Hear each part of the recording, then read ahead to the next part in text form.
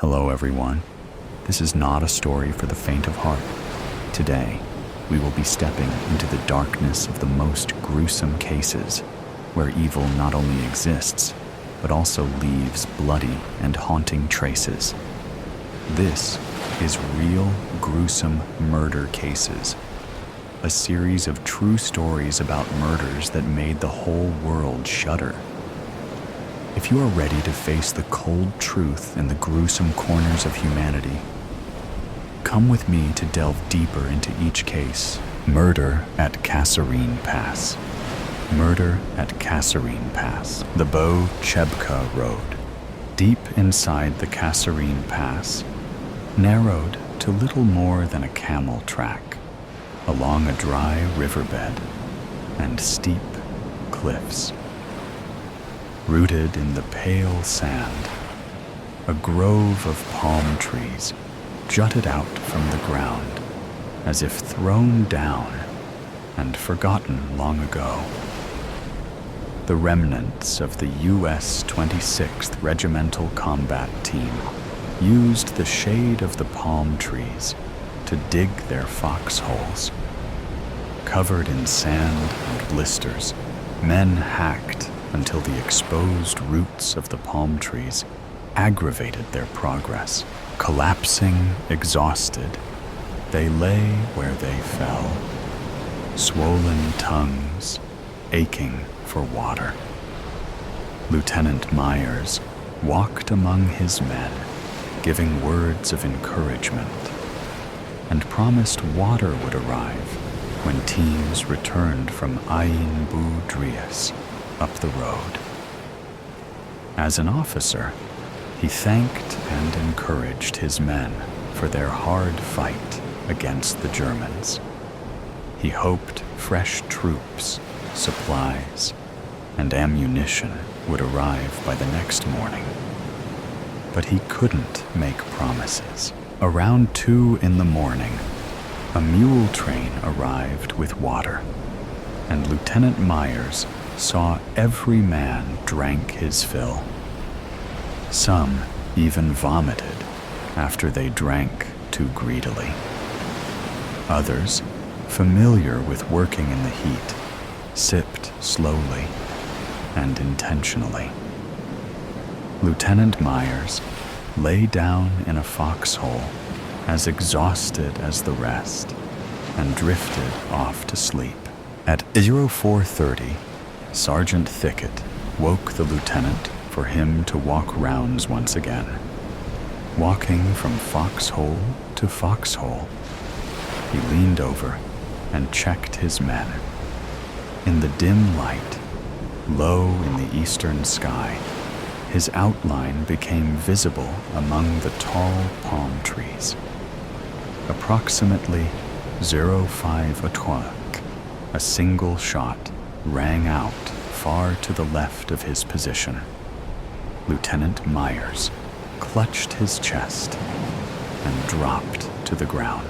Confused men, roused by the shot, began returning fire into the vast, empty valley in front of them, thinking they were under attack.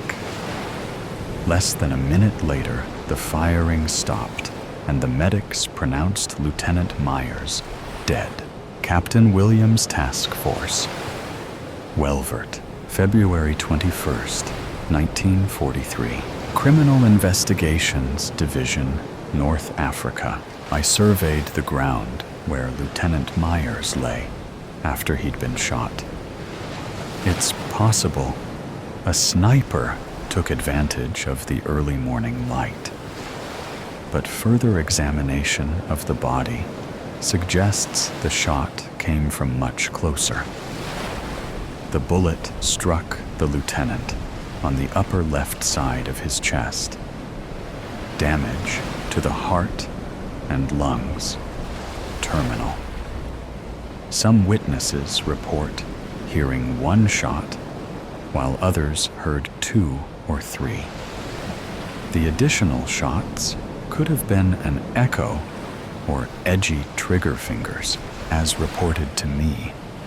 Everyone began fleeing into the valley below. Firing stopped in less than a minute. No further casualties. Witnesses report the shot sounded nearest the last foxhole in the line, manned by Staff Sergeant Culver Anderson, Private First Class Andrew Taylor, and Private Jacob Clark. Interviews to follow. Suspect, Staff Sergeant Culver Anderson. Staff Sergeant Anderson. Witness say they heard a gunshot this morning from your foxhole around 500, said Captain Williams. Did you fire that shot? Captain Williams said, challenging him. No, sir. I heard a shot and thought the Germans were attacking, so I turned and looked around for them. I didn't see anyone, so I jumped out of my foxhole and ran along the line and told everyone to stop firing. Sergeant Anderson leaned forward, waving his hands in innocence. We are already low on ammunition, and we'd need it later if the Germans did attack, he said. Were you aware that the shot fired killed an officer? Asked Captain Williams. No, sir. Not until the firing died down. Rumor spread it might be an officer. I found out later, just like everyone else. Sergeant Anderson said. Were you alone in your foxhole, Sergeant? No, sir. There were 2 men with me, Private Taylor and Private Clark. They were sleeping, sir. I had the last watch, said Sergeant Anderson. Are you sure neither of them were awake and slipped away? Then maybe they fired the shot? Asked the captain. I'm sure of it, sir. I thought the shot came from behind me, and when I looked, I couldn't see anyone. It's possible a sniper hid on the hillside next to us. The sound of the shot may have been further beyond that, but these canyons are pretty steep. The explanation sounded plausible, but Captain Williams still didn't believe it came from the enemy. Captain Williams pivoted one last time and pointed a finger at Sergeant Anderson. Sergeant Anderson, don't play games with me. Our witness said it came from your foxhole. It had to be you, Private Taylor or Private Clark. Which one of you did it? Sir, I don't know who fired the shot or where it came from. All I know is, while I stood my post, I heard a shot. Sergeant Anderson said, more agitated than before. Captain Williams knew men like Sergeant Anderson. These were the men who would do all they could to protect a green recruit. He knew they'd cover for the new guys who were gun-shy or overeager to shoot. The possibility of an inexperienced soldier with an itchy trigger finger shooting the lieutenant thinking he saw the enemy. It was possible. He knew he'd never get a confession out of this man. Men like this were a rare breed in the army. Sergeant Anderson, we've been at Bao Chebka Pass all of 18 hours. Everyone's tired after yesterday's fallback. We lost a lot of good men, and stragglers are still coming in across the line. These things happen. People get tired or confused, and no one really knows who they're fighting with every day. Is it possible you or a man with you mistook the lieutenant as an enemy soldier this morning? No, sir. I'd just met these men last night. I'd have known if anything were wrong, and nothing looked out of sorts. If there were anything, I'd have told you, said Sergeant Anderson. That will be all, Sergeant. You're dismissed, and I'll be in touch if I need you. Captain Shugart is taking over your company Thank you, sir. Suspect. Private. First class. Andrew Taylor. Private First Class Taylor. I am Captain Williams with the CID. Do you know what the CID is? Said the captain. Yes, sir. The CID is the Criminal Investigations Division of the United States Army. Sir, very good soldier. You're young to be a PFC. You've done well in the Army. I expect you'll be a corporal before long. Yes, sir. I served in junior ROTC in high school. They gave me a bump in rank when I enlisted, said Private Taylor.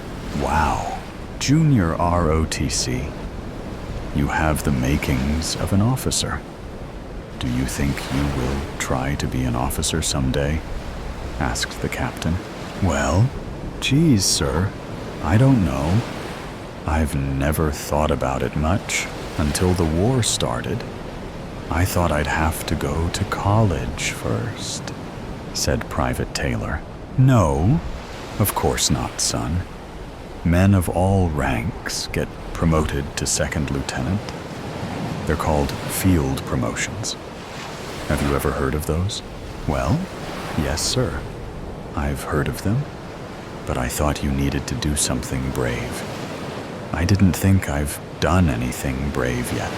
Well, Corporal, it takes a special soldier, someone with real leadership, to get promoted in the ranks, especially to the rank of officer.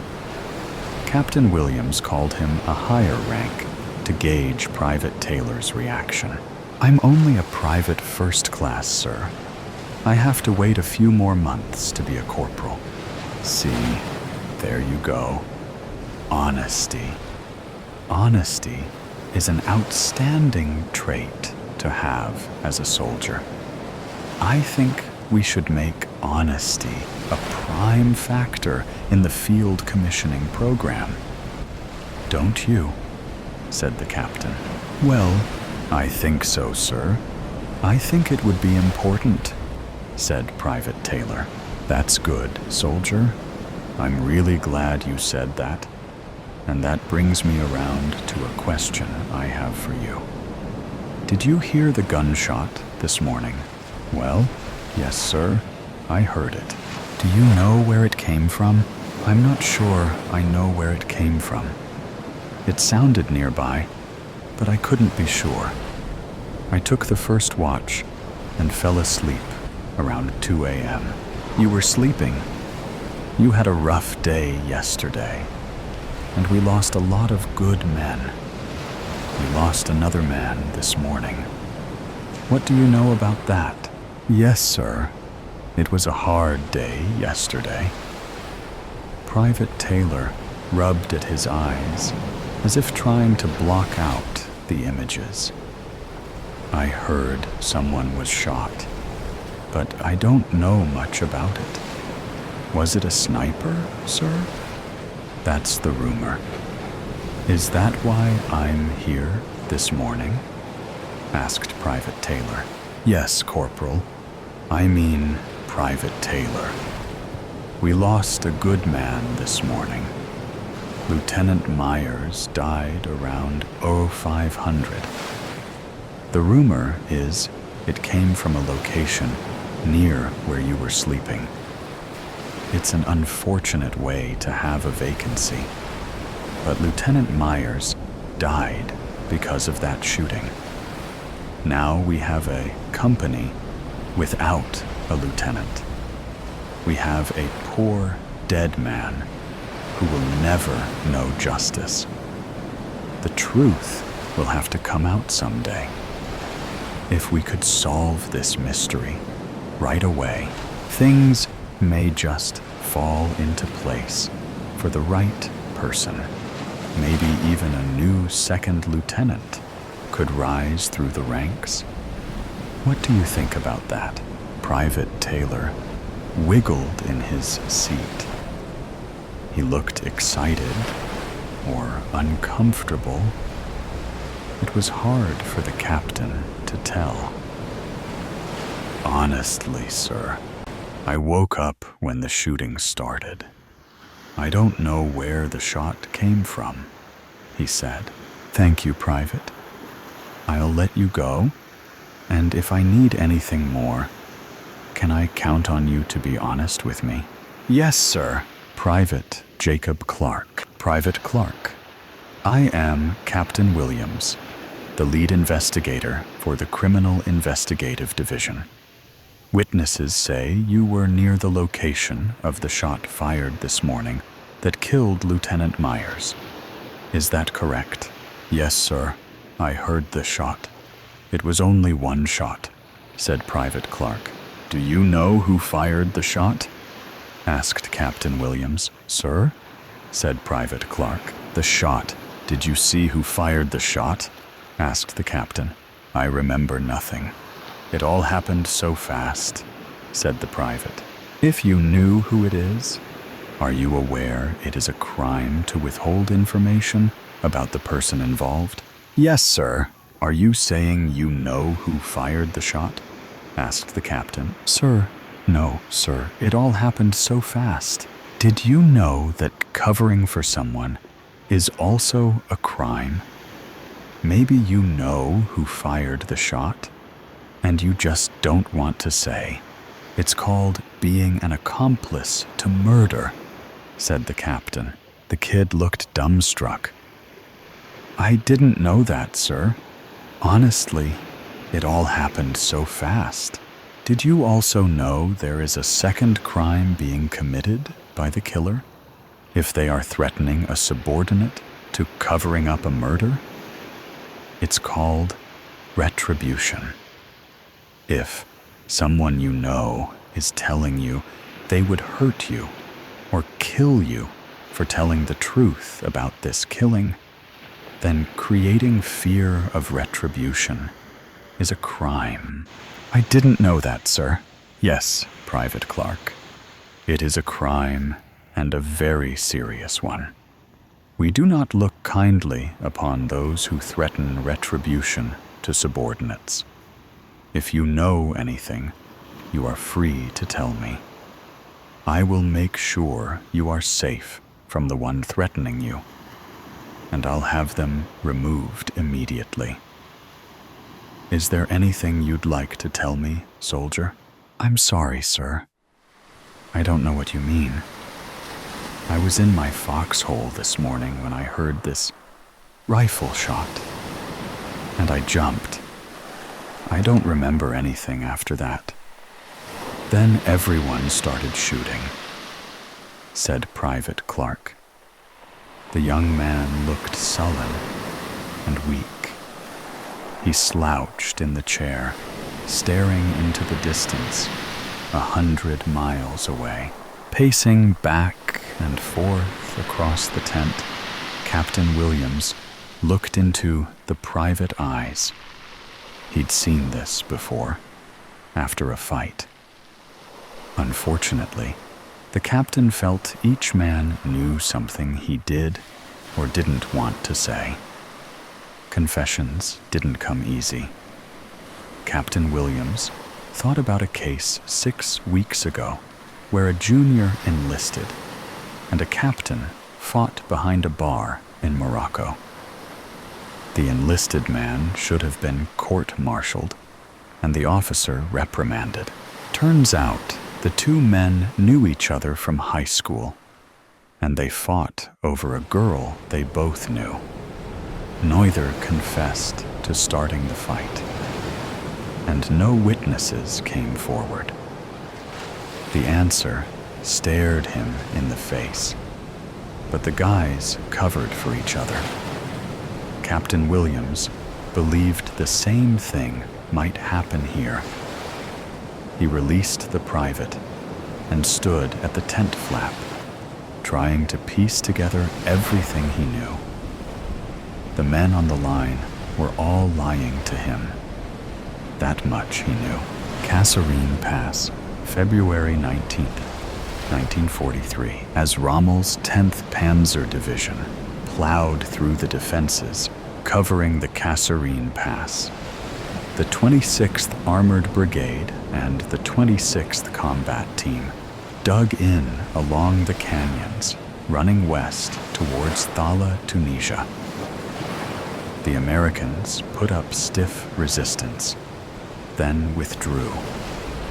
Hours of gunfire and hundreds of dead and dying littered the sand in their brutal retreat. Around 3,300 Americans were killed or wounded, and over 3,000 were taken prisoner. On the southern flank, Lieutenant Myers and the men of the 26th Combat Team held on as long as they could. "Lieutenant Myers, we need to get those men out of those holes and behind the tanks," yelled Sergeant Anderson. "Sergeant Anderson, you will leave those men where they are. They are the only thing between Rommel and Algeria. Do you understand?" "But sir, they are getting massacred out there. I just saw 3 men get run over in those shallow holes. They have to pull back." "Sergeant Anderson, I will not tell you again. See to your men, that is an order." As Sergeant Anderson left the lieutenant, his anger fumed. He ran towards his line and did what he could to check on his men. Those men left, held out as long as they could, as the Germans moved closer and closer. He knew they couldn't hold the line. Meanwhile, Lieutenant Myers carried armfuls of ammunition to his men until he ran out. His radio man died early in the fight, and the 2 men who followed already wounded. Grabbing the radio, he jumped into a crater and found a soldier lying on the ground. 2 men lay beside him, already dead, as this one stared into the sky.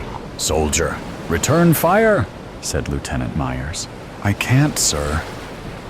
The words came out in a hopeless tone. "I'm out of ammunition. We all are. That's how they died. They just ran out. Then they got shot." The exhaustion was clear. The battle raged on, and everyone fought on as best they could. "Lieutenant, what do we do?" he said pleadingly. "Private, what is your name?" he asked. "Private Clark, sir." "Private Clark, you are now my radio man. Get this thing working and listen for orders. Do you understand, Private?" he said. "Yes, sir." He struggled to talk from lack of water. He moved slowly, but he made it to the young lieutenant's side and grabbed the radio. No sooner than he'd picked up the handle, and he heard the words. "I say again, pull back, pull back. Lieutenant, they ordered us to pull back." The words came out in a half shout. Without hesitation, Lieutenant Myers gave the signal for everyone to pull back. The Germans held nothing back that day. They took Kasserine Pass, and they intended to keep it.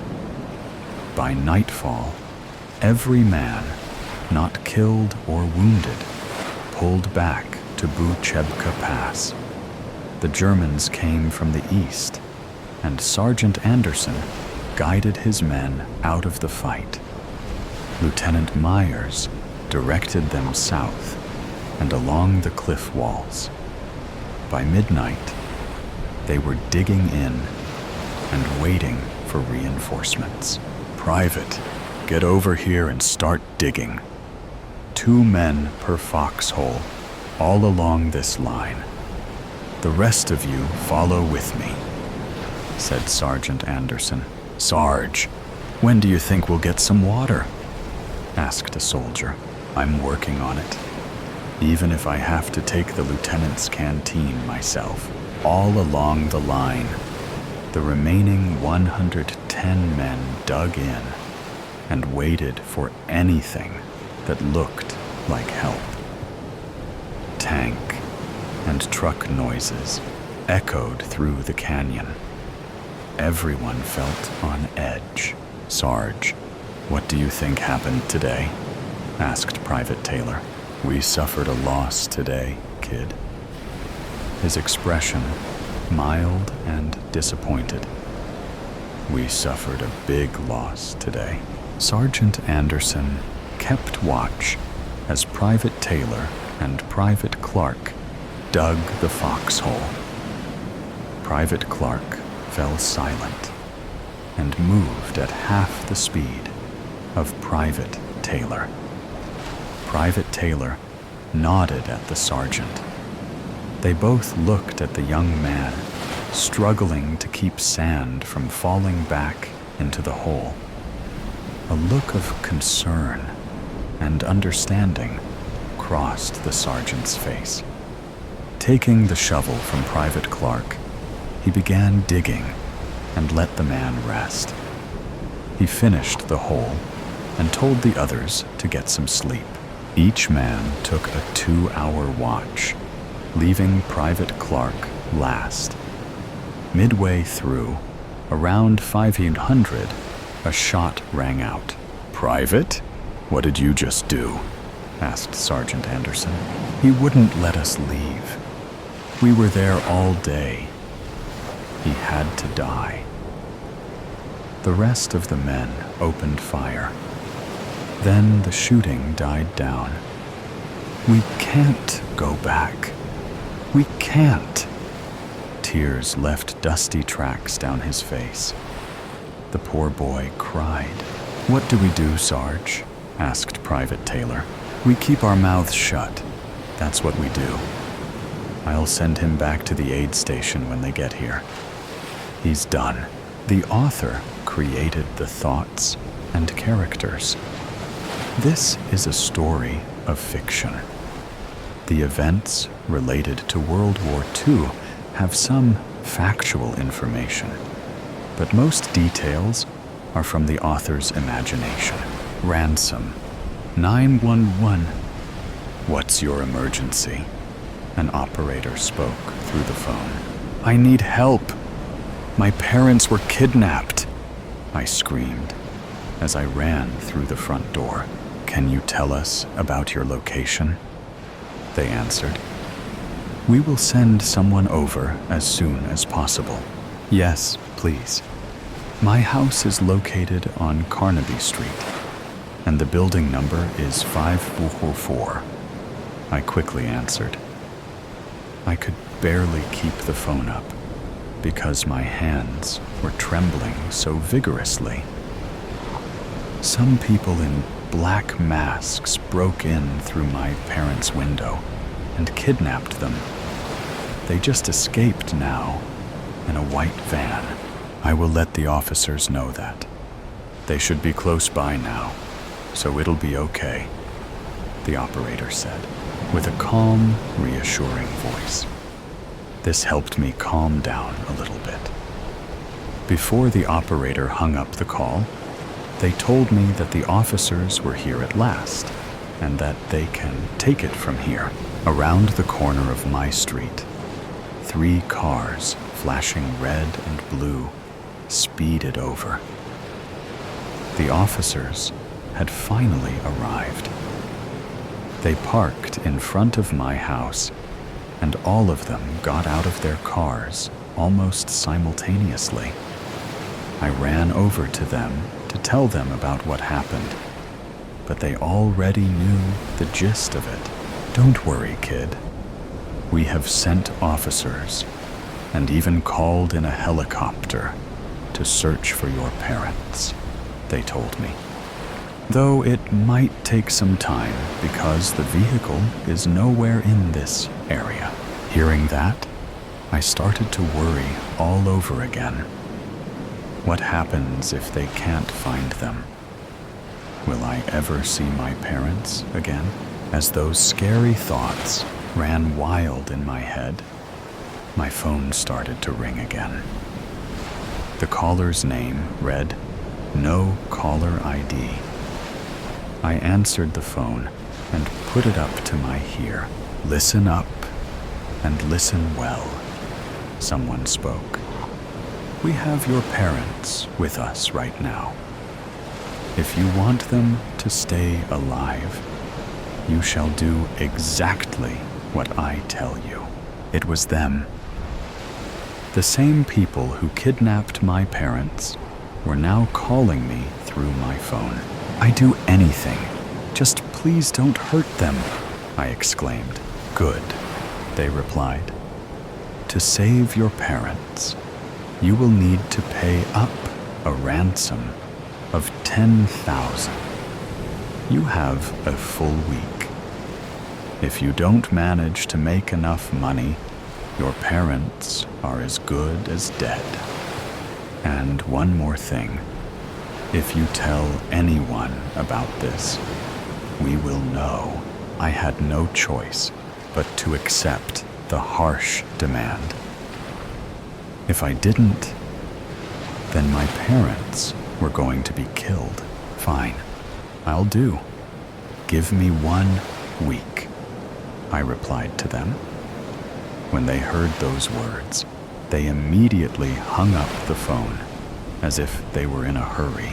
The officers spread out around the house to investigate the crime scene. Luckily, none of them were around me while I was having that conversation. Or else, that would have been bad. They searched for a whole hour, and some even interrogated me as a witness. After some time later, all the officers had left to further look into the case. I have left home all alone, but that wasn't what was bothering me. The kidnappers demanded a ransom of $10,000, but I had not the slightest idea how to earn that much money, which put me at the right spot. A day had passed, and I tried to look around for jobs. However, not a single one of them accepted me because of my age. Next, I tried to get my relatives to lend me some money. I couldn't tell them what was going on, so I made up a lie and told them I needed it for educational purposes. Surprisingly, all of them accepted my request and lent me a total of $5,000. I was halfway there. Another 3 days had passed, and now my total was at $7,960. During those 3 days, I created a little cleaning business. I went door to door, asking a stranger if they wanted my services for the low cost of $150. I lived in a pretty rich neighborhood, so not many people refused my offer. Another day went by, and now my total was at $8,100. I had 2 more days to collect all the money. At the rate I was earning money, I was sure to reach it. But prosperous days never last. My phone, which was stashed away in my left pocket, started to ring. I pulled it out and felt a jolt of fear rush through my body. The person calling me was a no-caller ID. It was them, for sure. Knowing this, I had no choice but to answer. "Hey there, little guy," the kidnapper teased me. "I can tell you've been working hard to get the money." "Yes, I have. In 2 more days, Yeah, about that," they said, interrupting me. "We have decided that we want our money now. You see, one of our criminal buddies has been put in jail, and we need to bail him out." "Wait, no. That wasn't what we agreed on," I yelled at them. "The deal is supposed to end in 2 days." The person on the phone completely ignored the complaint and started, "So, do you have the money? Your parents are safe for now, and you can save them." I didn't have enough. My total, as of right now, was at $8,100, which left me $900 short. What are they going to do? I don't have enough. But I am so close. I have 8,100. That isn't enough, they interrupted me in an angry tone. "Bring them out." He clearly wasn't talking to me. Rather, it seemed like the caller was talking to someone else. "Since you couldn't hold up the end of the bargain, we will have to dispose of your parents," the kidnapper said. "However, let's make this a little more interesting, shall we?"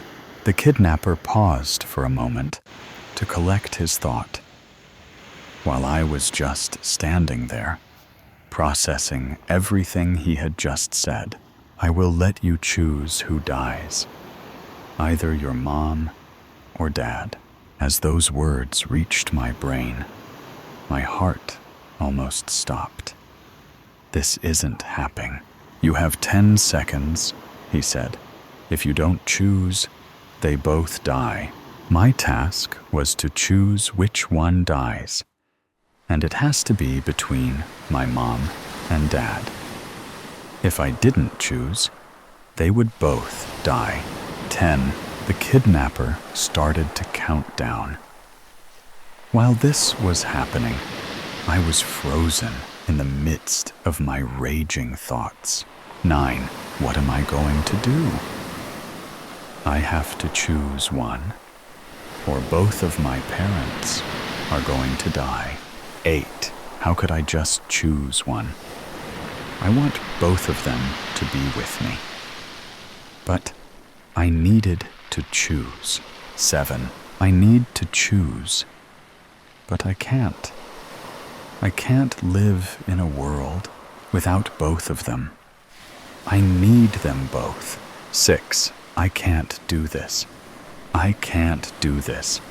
I can't do this. 5. Wait, please take me instead of my parents, I cried out. The kidnapper, completely ignoring me once again, continued to count down. 4. It's no good. I'm forced to choose. This can't be happening, right? 3. My thoughts started to get jumbled. I could not think straight at this point. My heart was beating so fast that it felt like it was going to drop dead any moment. 2 seconds remained, and I still hadn't come up with a decision. Is this how it ends? Was all my hard work for nothing? 1. At the last second, I had finally processed my thoughts. But by then, it was too late. Loud sounds boomed through the speaker of the phone. It was the sound of a gun's firing. Then I noticed what had just happened. On that unfaithful day, both of my parents were killed, just because I couldn't make a proper decision. Attempted murder. New case, Noella. Thump.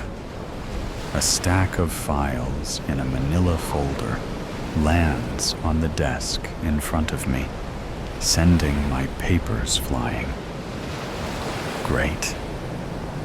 Now my spotless office has papers everywhere. I huff and look up to glare at my boss's departing back. No case summary?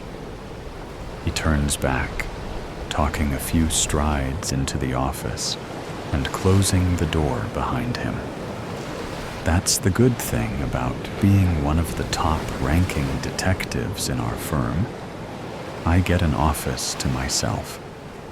Unlike others such as Otto and Shorelick, who have to share one, it gives the privacy and thinking space one needs when uncovering confidential cases. Young woman, aged in mid-20s. Her name is Enya Brown. Enya Brown? The Enya Brown I rescued from a dark alley a year ago? I turn back to him, nodding in acknowledgement.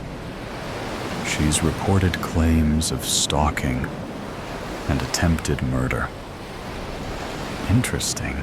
Any reason why I was given the case instead of the others? I might be a detective chief superintendent in our firm, but there should be plenty of others qualified to take this case, especially those in his inner circle who don't have other things such as helping to run the faculty to do. Celine's in Egypt, Henrik's in Germany, Jericho's sick, and Manuel, Maxine, and Molino are busy. I don't want anybody else but the best detectives for this case. It's pretty serious, and there's little evidence at this stage. Only the best could pull it off. He pauses. Oh, and the client specifically asked for you. Make the Annery Feralis Detective Agency proud, Noella. Then he departs, leaving me to ponder the case. That still leaves Jane and Danny unaccounted for, and I have no doubt he knew that. But what's happened to Enya since that night in the alley? I told her to contact me if anything was amiss, and I've talked to her since then. But it's been precisely 13 months, 2 weeks, and 16 hours since I rescued her from the alley, and the incidents date back at least 2 years. Why now? It was 8:30 in the evening, and I'd stayed back at work a bit longer to finish up writing a case report. The weather was miserable, having rained just minutes before, and the cobblestones were slick with water. A yellowed glow came from the rustic street lamps along the pavement, limning the edges of my briefcase with gold. Then I heard the scuffles, the thud, and the scream. Alarmed, I raced towards the sound, approaching silently as to not raise any alarm. It came from the far reaches of an alleyway that, from experience, I knew to be a dead end. The scream sounded female. The grunt that followed was male. I peered into the alleyway to see an auburn-haired female struggling against a bulky, dark-haired male's solid grip. She was pinned to the wall, and the brute was touching her in awful places, pulling at her clothing and drawing a dagger as she fought back. She stilled at the sight of the knife, and knowing her chances were slim, I slipped silently down the alleyway. Within moments, I had my arms around the brute's neck and a foot hooked behind his ankle. He slashed with the knife, and without a second thought, I'd kicked it from his grasp.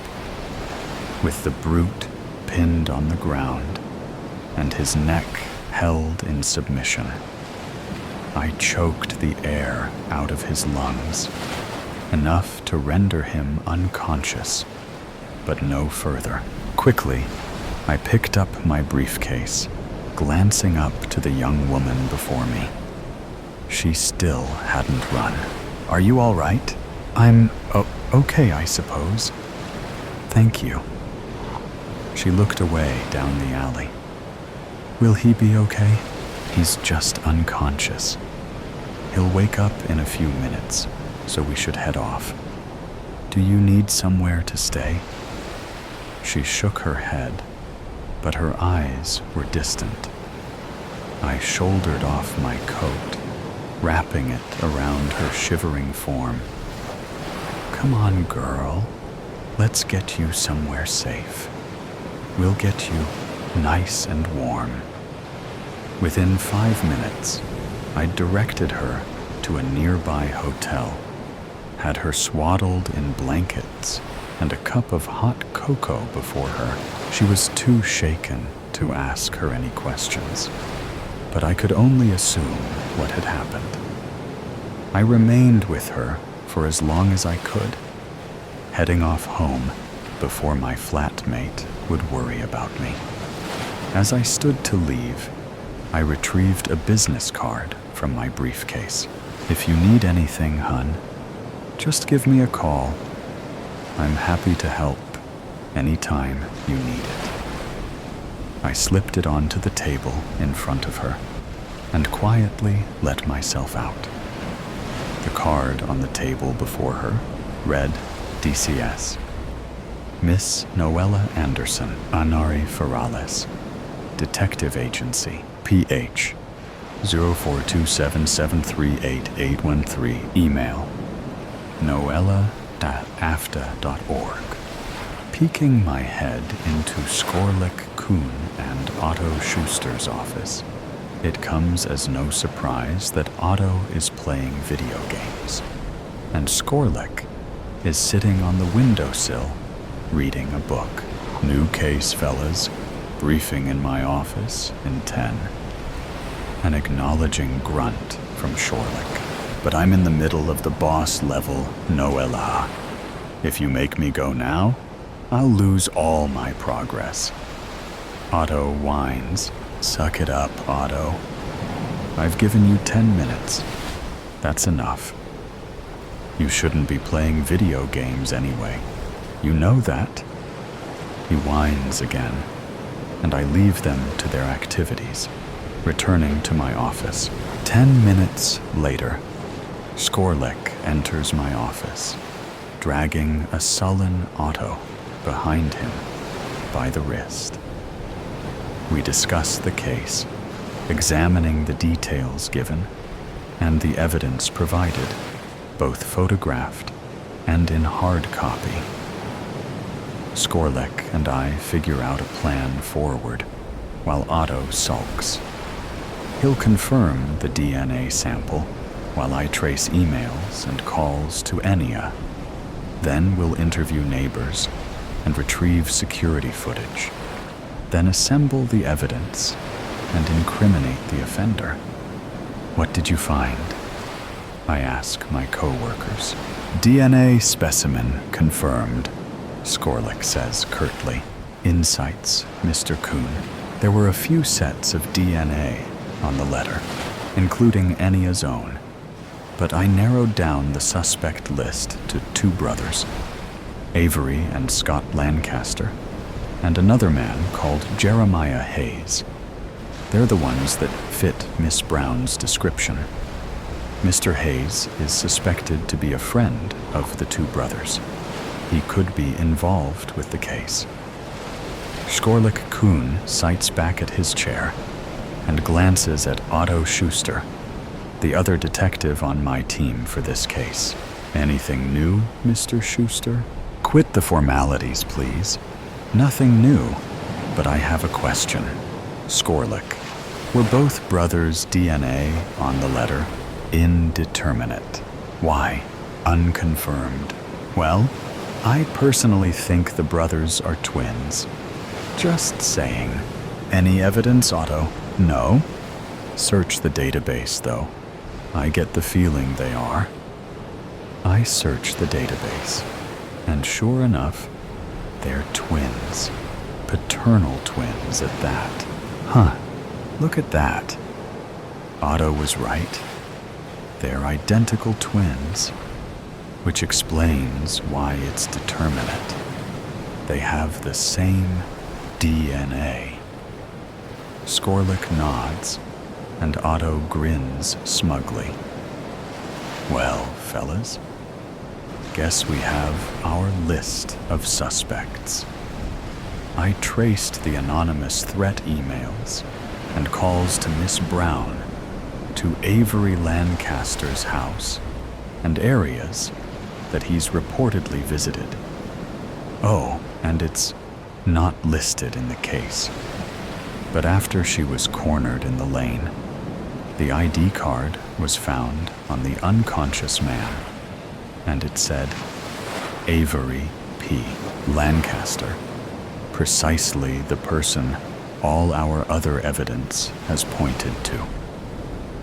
Other evidence, such as him being one of Ennia's ex-boyfriends and being one of Ennia's suggestions of the suspect. That Avery guy must be some sort of creep, considering the things on that file, Otto commented. I wonder what his middle name is. Peter? More like P for psychopath, I mumble under my breath. Psychopath starts with S idiot, Otto says, turning to Skorlik. He puts his hands up, trying to tell Otto it wasn't him, but Otto gives him a skeptical look. Dumbass, it starts with P. Skorlik mumbles, glancing back at me. Meeting over. I get up to leave as they start to squabble. Psychopath starts with P, Otto. You should have learnt that in high school, I say, leaving Skorlik's relieved face and Otto's infuriated expression behind me. Walking door to door in Avery Lancaster's neighborhood, Skorlik, Otto, and I have found very little.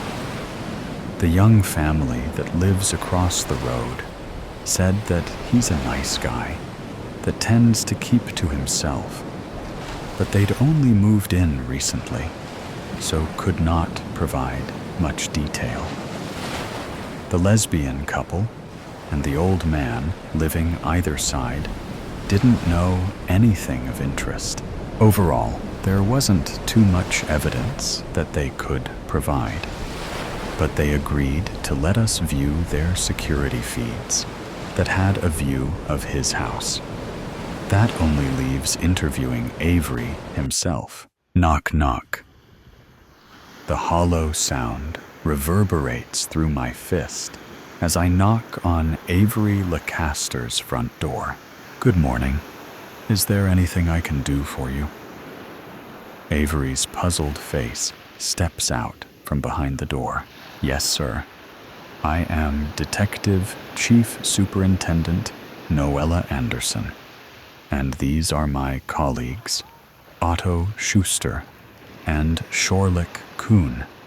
We would like to talk to you for a minute, if that's okay with you? Of course. Is anything wrong, miss? He looks genuinely oblivious and concerned, and I'm nearly convinced he could be a great actor. We'll speak inside, please. Was it my brother? I told him that rock adventure was a bad idea. I raise a brow. Your brother is fine. If we may? He lets us in, leading us through impeccably neat rooms and into the dining room. It's business time. Do you know why we're here, Mr. Lancaster? If it's not my brother being a doofus, then no, I don't. Should I know? Perhaps. We are here to ask you a few questions about Ennia Brown. Brief pain flickers through his expression. Is Ennia okay? he says, barely a whisper. Considering what's been happening in her life lately, she is doing rather well. You wouldn't happen to know anything about her recent activity, would you? No, I don't. I haven't spoken to her since we broke up, and I haven't seen her since. Interesting. Did you know that she's filed a case for stalking and attempted murder with the AFDA? What? You are the prime suspect, and all the evidence leads to you. So if you could tell us the truth, that would be greatly appreciated. He nods. Now tell me again, when did you last see her? About 2 years ago. We went out with a few friends, but I didn't really talk to her. It was still awkward from the breakup, right? Was anything of notice said? Scott said she was hot. Enya ignored me most of the evening. But no, nothing of notice. Now why did you and Enya break up? She was going to study overseas, and my grandmother had just died, so the timing wasn't great for either of us. It pained us both greatly, but we knew it was the best for both of us. Neither of us have been in a relationship since, at least as far as I'm aware. Would you be jealous if another guy showed interest in her? No? I would respect Enya's decision to move on.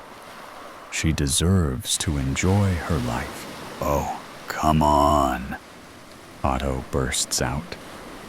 Quit the sappiness. If you haven't seen her in 2 years, then explain why 1 year ago she was attacked in a dark alley by a man fitting your description, wielding a knife. A man, I might add, that had an ID card with the name Avery Lancaster on it, or why your name was encoded into a death threat letter to Enya, Shorlick adds, and why the threatening calls and emails were traced back to your very house. Avery gets paler and paler with every question, as if realizing that he has no way out, realizing that he didn't hide his tracks well enough, and he was caught. I don't understand what you mean. You hear what we said, Mr. Lancaster. Your DNA was found on the letter, and there are all these other cases of evidence. Do you mind if we have a look around? We show him our search warrant, and he nods solemnly. Avery leads us around the house, showing us through the different rooms of his house. There's nothing much of notice in any of the places we search. This guy is pretty good at hiding his evidence. And this is the guest bedroom. My brother keeps some of his stuff here sometimes. We nod and have a poke around. We're just about to finish up when I spot a discarded plastic bag in the wardrobe. What's that, Mr. Lancaster? I don't know. Some of my brother's stuff. He visits sometimes and keeps some stuff here. I don't monitor his stuff. This room is the only place I allow him to put his stuff wherever he wants, and I won't clean it up. May we look inside? Of course. We open the bag curiously, with our latex gloves on, as not to disturb the possible specimens. The bag opens to reveal a pair of worn, woolen, fingerless gloves, a roll of sticky tape, an ID card bearing Avery's details, and a few folded pieces of paper. Skorlik pulls out one of the pieces of paper and reads it aloud for my dearest Enya. Really, I thought you'd have noticed by now. Our connection is true, and I love you dearly. Must you always hide from me? Show me what you can do in bed. Can you do that? Otherwise, I will finish what I started that night in the alley. If I can't have you, no one can. Terror upon you, shall you not oblige? Take what you want from me, but I will always prevail. Do not fail me. Love from your dearest. I miss you. Dark, much? But that sounds an awful lot like a jealous lover's letter. Did you write this, Mr. Lancaster? Avery shakes his head, and his face is deathly pale from fear. Fear for Enya, or fear for himself? Well, you have a lot of evidence against you, sir. I would recommend you start telling the truth, or you'll be imprisoned for lying to authoritative figures. Understood? I only wish to tell you the truth, ma'am. I did not know that letter was here, nor do I know who wrote it. May we take it for evidence? Of course, ma'am. And with that, Otto, Shorlick, and I take our leave, sealing the evidence in decontaminated specimen bags and leaving Avery's ashen face behind. So, what do you think of our adventure today? Avery's house sure was suspicious. Yeah, I think we have enough evidence now, Otto adds. I think Avery is innocent, Skorlik murmurs under his breath. I cut my glare across the table to him. What? Did I hear that correctly? Otto shrugs. You do understand, Shorlick, that every single piece of evidence we have points to Avery Lancaster. But maybe that's what the criminal wants us to think. Everything points to Avery. But if he truly did it, there would be some degree of a cover-up. This is all in the open. It's too easy. Mr. Lancaster's DNA is on every specimen. His pining for a lost love threaded through threat letters, class, and emails, all traced to his house, a house his brother visits often. Think, Noella, think. Are you saying it was Avery's brother, Scott, that is doing this? What would be his motive, though? It makes no sense, Skorlik. It's obvious. It was Avery. Check the cams for the night of the alley attack. I pull up the feeds from various residents' security cameras and go back to the date of the attack. We watch as a car pulls up in front of Avery's house, and Avery gets out, knocking on the front door. Must be Scott, I conclude. And sure enough, a second Avery greets him at the door. They go inside, and about an hour later, one of the Lancaster twins comes out holding a plastic bag, and there's a lump under his hoodie near his hip. The knife he pulled on Enya. Turning up the audio, we hear a voice yell from inside the house. Can you get me milk while you're at the supermarket? Thanks. See ya, Scott. Scott comes outside and gets into one of the cars that had been parked outside before he'd arrived, presumably Avery's, and drives off. Why didn't he take his own? We skip ahead to the dates of the emails and calls from Avery's house, and Scott had visited on every single one of them. Didn't Avery mention something about Scott having the hots for Enya? And he seemed pretty concerned for her, Otto suggests. But Skorlik and I's attention is elsewhere. The letter. The realization dawns on both of us, and as I peer over his shoulder, I notice something I hadn't when he'd read it out. Each sentence is on a new line, and the first letter of every sentence forms another message. From Scott L. My face slackens with the realization. Do you see it, Skorlik? He nods solemnly. It all makes sense. Their DNA is the same. Being twins, Scott tried to avert the attention from him, turning it on his identical twin. But ultimately, his diversions failed. He's been found out. Otto. It was Scott. The letters and the ID card prove it. It was Scott, I murmur. So it was actually Scott C. Lancaster, the evil side to his angelic brother Avery, Otto says, in an exaggerated, scheming voice. Seems to me like his initial was a foretelling. C for criminal. He smirks, and we all burst out laughing, the relief enveloping me that Enya would finally be safe and that we'd done it, life and death.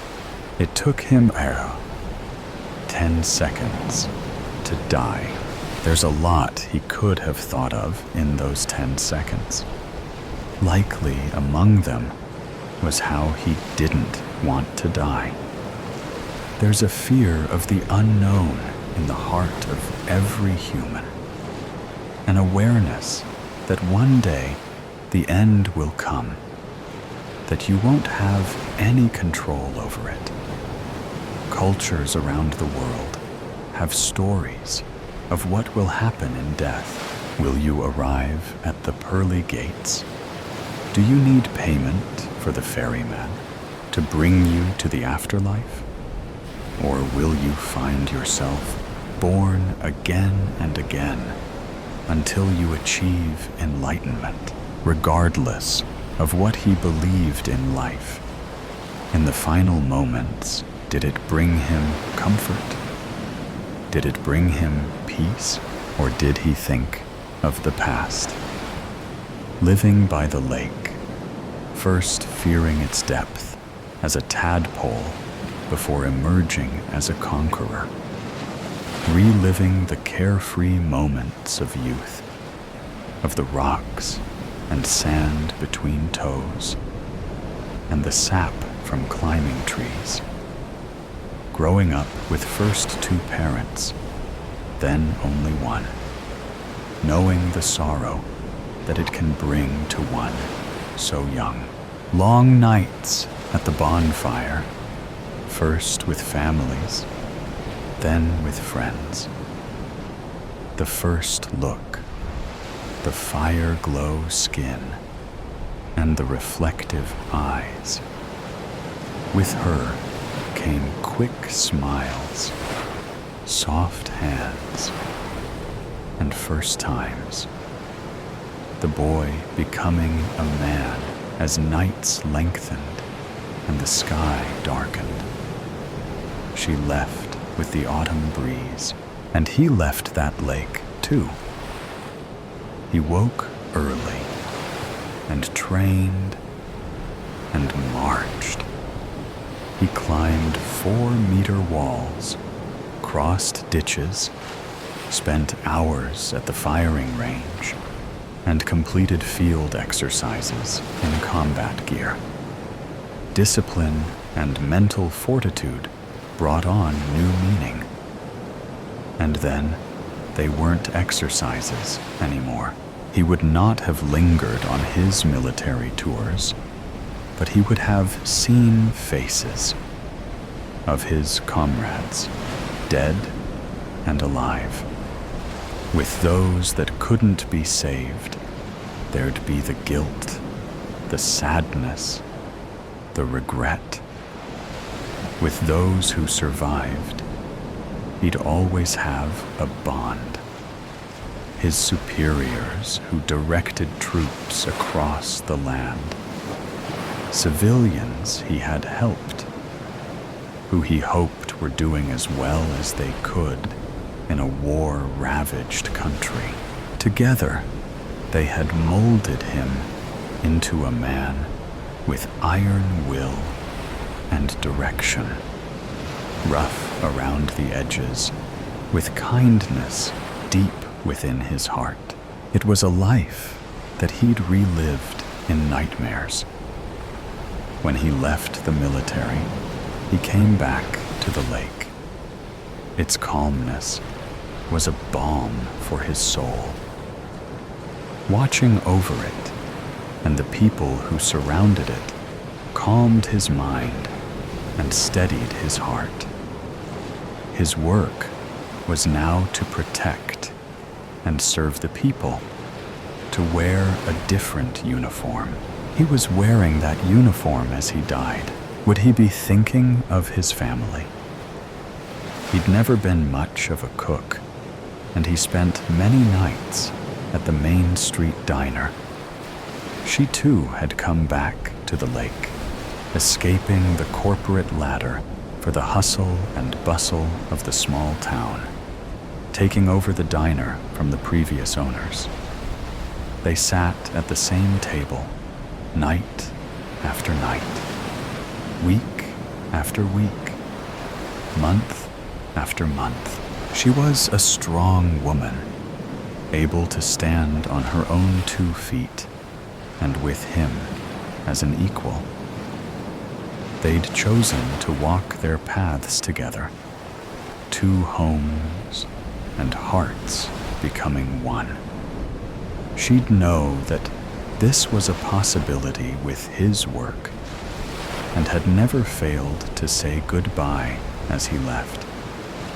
Would he take solace in this, knowing that she'd feel sorrow, grief, and pain, but that she'd be able to continue without him? Or would he worry the most about the pain in a tinier heart, to a soul that was just beginning to blossom? Ariel was 9 years old, his little girl who he had spent countless hours as a baby just counting 10 fingers and 10 toes. He taught her to ride a bike and throw a ball. They'd planned a camping trip for the summer. What would she think of his never coming back? Would she understand that it was his duty? Would she resent it and him? Would she remember all the times they'd shared? Would he be able to think at all? Would the pain override his thoughts in his last moments? Would his world focus only on that and the sounds that echoed around him? From the initial sound of the gunshot to the impact, the pain in his abdomen, and the retaliatory shot from his partner that took down the killer. They had been called for attempted shoplifting at a gas station near the highway. The cashier had caught him, and one of the customers became concerned when the situation had begun to escalate and called the police. They hadn't known about the gun. They hadn't known that the man had gone off his medications. What he did see was that there was a young boy in the store as well, no more than 12.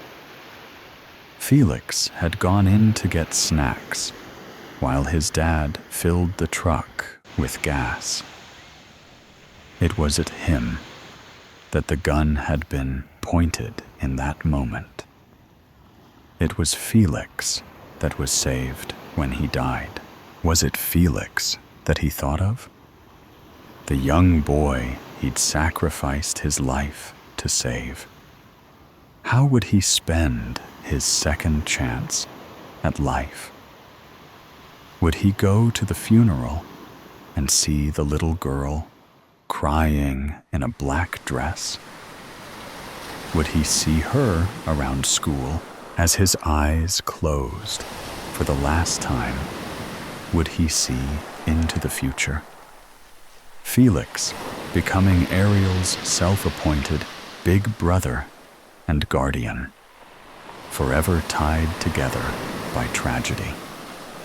Growing up together at the lake, him pushing her when required and comforting her when needed. Her ensuring that he focused on schoolwork as much as sports. Her scared and angry when he told her he was going to the police academy. That he wanted to help others like her father, who had saved him. Through times of luck and difficulty, Ariel and Felix lived them together. And one day, down by the lake where they had grown up, where her father grew up, Ariel would walk down the aisle to him with her mother by her side. Ariel and Felix would live a long life together at the lake with their family. It wasn't always easy, with fights and sadness, but they came through. When their son was born, they named him Liam, after his grandfather, and sometimes they'd sit on the porch as dusk settled around them, holding hands, thinking about the man who'd given them both so much. Though he would miss all of those moments, the foresight and knowledge that they would be okay, that they'd live a life full of happiness and love. Would that give him true peace? For in those 10 seconds, Liam lived. Revenge is best served from the dead. My name is Danny Donahue, and I am not your ordinary 14-year-old boy from Southern California. Well, I guess I may be ordinary, except for one teeny thing, but I guess that normal. Nobody is just ordinary. Heck, what does ordinary even mean? I guess I will never know. Because I am not your ordinary boy. I am Danny Donahue, the boy who helps ghosts cross into their next life. Movies weren't wrong. There are ghosts on Earth, and sometimes they might get stuck on Earth because they have unfinished business with someone or themselves. Ugh. They can't even get peace after they die. I thought, when we die, we are finally at peace. I guess, sadly not. Most of the time, it's something simple, like apologizing to someone, or something similar to that. But other times, it was hard. It wasn't because a task was too hard or complicated. No, it was because the ghosts themselves didn't even know what they had left to do. And that is something frustrating. I know what you may be thinking. What do his parents think? Probably think he belongs in the lunny bin. If you thought that, you thought wrong. His parents, Estelle and Banrable Donahue, possessed the same abilities their son had. But this story is my weirdest adventure yet. I still wonder if it actually even happened. It's kind of crazy, and Danny doesn't want to brag or anything, but he was quite awesome, if he had to say. This story started when my family and I had moved from Southern California to New York City. We only had moved here because this was the city populated with wandering souls, which just meant more stress on me. My social life was non-existent. My parents had homeschooled me since 2nd grade, when I began helping them out. But this unbelievable, well, me saying ghosts are real is already quite unbelievable, story started when I moved into my family's new apartment in the busy part of New York. When my parents weren't super cool ghost helpers, they were journalists. And might I add, mighty fine when they did their work. But that meant they barely had time to spend with me. I had opened the bright red door to the quite large apartment, opening my arms and breathing the new place in. I was quite excited to be living here. I never had been to New York before, and it seemed magical. When I had walked into my plain, empty room, I spotted a ghost. Great, can't even sleep one night without someone barging in. Danny grumbled to himself. I didn't think the ghost boy saw me. Who wouldn't? I am pretty handsome, Danny thought, running a hand through his thick black hair. I don't think the dead boy had seen me, and if he had, he hadn't acknowledged me yet. Then the ghost boy had walked over to me from fiddling the sustains and slammed the door behind me. I just realized that the ghost thought I couldn't see him. After I realized that I went over to the formerly alive boy and said, "Hi." Never thought I would have spooked a ghost, but I guess I did, because it looked like the ghost seemed startled. You can see me. The tall ghost pointed up and down to himself, unsure. Since I'm talking to you, I'm pretty sure I can, I said, as it was obvious. Sorry. I'm really dead. The best scenario would be that I was dreaming, but am not, right? The ghost mumbled on. No, you are sadly dead, and I'm alive, and I can see you, but other people can't. Well, most people can't. By the way, my name is Danny, he stated while putting down boxes of his random junk on the floor. Well, nice to meet you, Danny. My name is Nicholas. The ghost, Nicholas, smiled at him. Danny, come here. We need your help. Danny's dad hollered from outside the apartment. I was sure the whole floor could hear him. Sure thing. Wait, hold on. You and your parents are going to be living here? Nicholas questioned. And can they see me? Or are you like some chosen one thing? Yes, and yes. My parents can see ghosts too. And our job is to help you move on, Danny said, opening the door and walking over to help his parents. But Nicholas had stayed in the same spot, not wanting to talk to Danny's parents. After all, he hadn't had any interaction with a living or a dead person in 2 years. He had gotten used to staying in the shadows and just listening to other people talk. I had come back with another enormous and heavy box and dropped it on the floor, making a loud whump sound. So, Nicholas, Danny said, testing his name on how it felt in his mouth. Why are you still here? I don't know. Nicholas shrugged. Then think of something stopping you from resting in peace. Then I walked back out of my room to grab more boxes.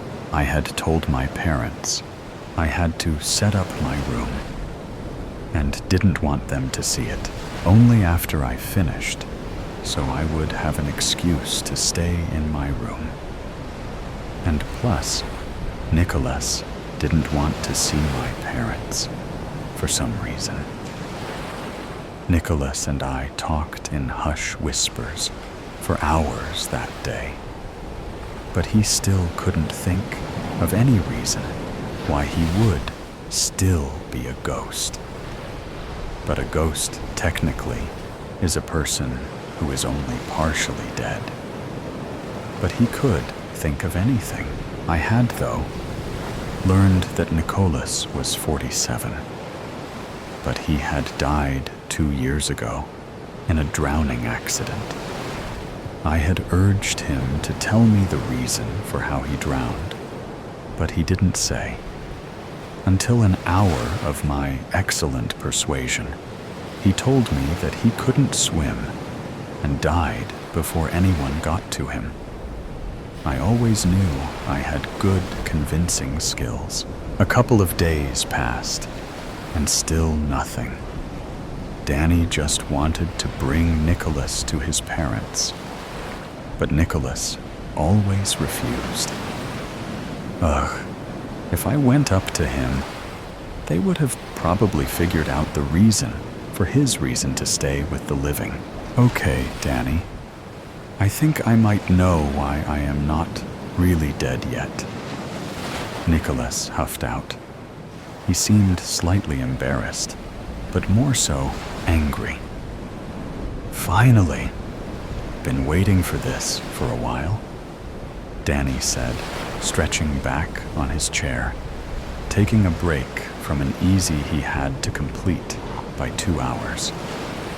Okay, so I lied. I didn't die by drowning, just to let you know I can swim. But I was drowned by my kids exactly 2 years ago. And I think the forgive and forget part hasn't exactly worked. And I think I might want revenge on those brats. Nicholas said in a hushed voice, not sure if he really trusted Danny. But if Danny said that he could help him, he might finally get avenged for his death. My eyes literally felt like they might come out of my eye sockets. Hold on, buddy. Just what?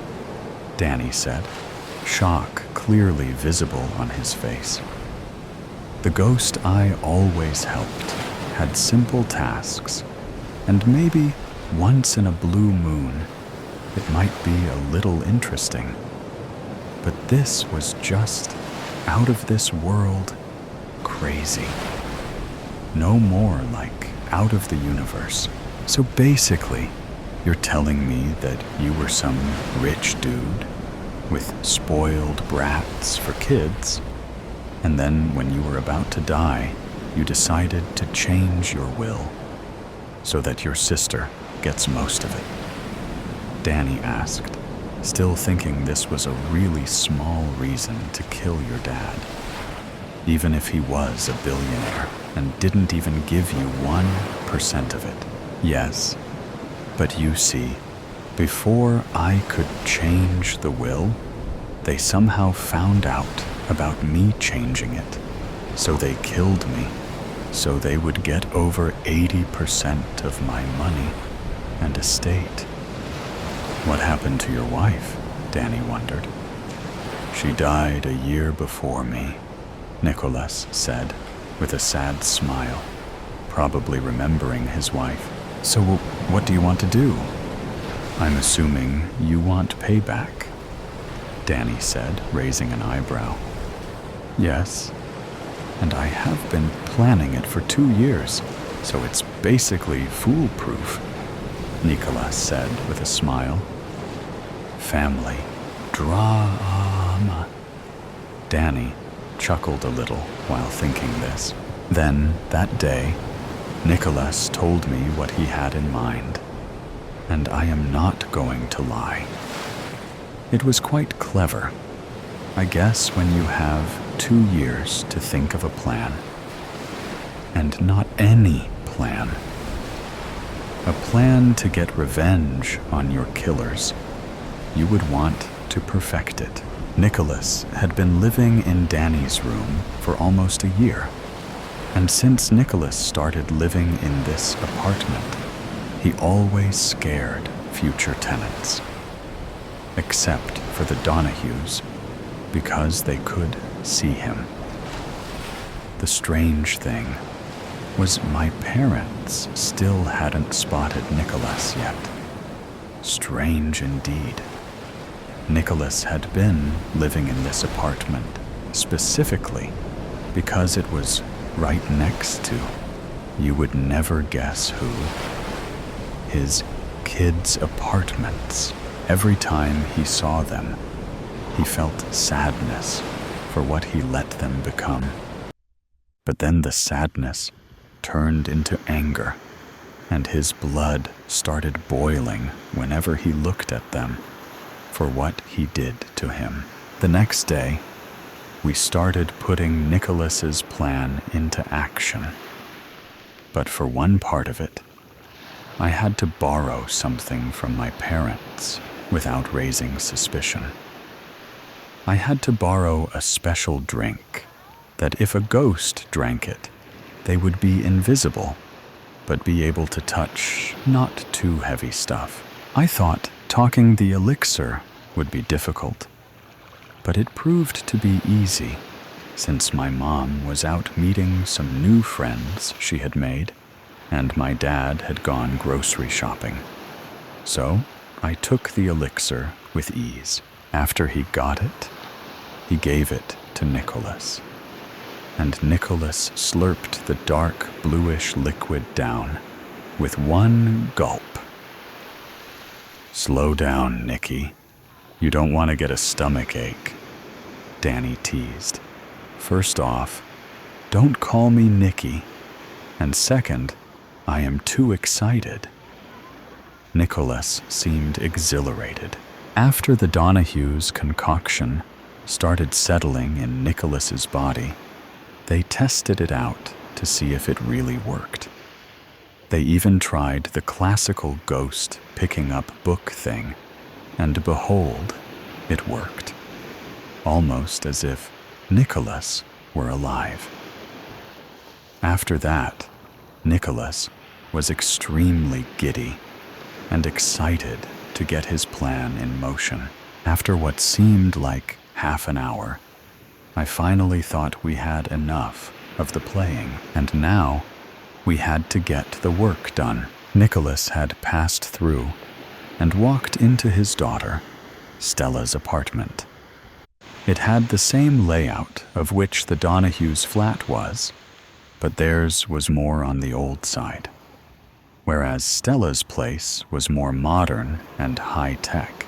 Danny just had Nicholas go into the apartment and find the key to the front door and slide it over to Danny. Yes, the floor cracks were quite large. "Don't worry, she comes back in an hour. So that gives us an hour to play golf," Nicholas said with a smirk, grabbing a baseball bat and ruining all the expensive furniture and decor in the house. "I don't mind. I think that this should be all yours. You deserve this," Danny said with a dramatic bow, pretending Nicholas was royalty. He practically was. He was a billionaire. "Why, thank you," Nicholas said with amusement. After an hour of playing golf, they had successfully destroyed everything. Then the door opened, and you could hear screaming. But in my opinion, it sounded like a cat being hit by a car. Oh my God! Oh my God! Not that painting! Not that painting! That cost too much to end up like this, said Stella, running around, looking through her apartment. Nicola watched with enjoyment as his daughter was running around checking her possessions that she had bought with his money. After all, it was his money, so it was his stuff too. Hello, Stella?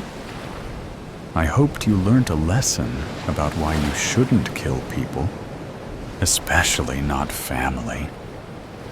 Nicholas boomed from standing beside the TV, and then she shattered the expensive screen. What are you doing? Who are you? I'm calling with the cops. Get out of my place, Stella yelled back, visibly frightened, trying to sink into a wall and grabbing a hold of a knife. My dear, you don't need to do that. I got a deal to make. Nicholas clearly enjoyed this. I mean, Stella is a murder, so this should be okay. What do you want? Stella stuttered, but tried keeping her head high. I want you to donate all the money you got from your father's will.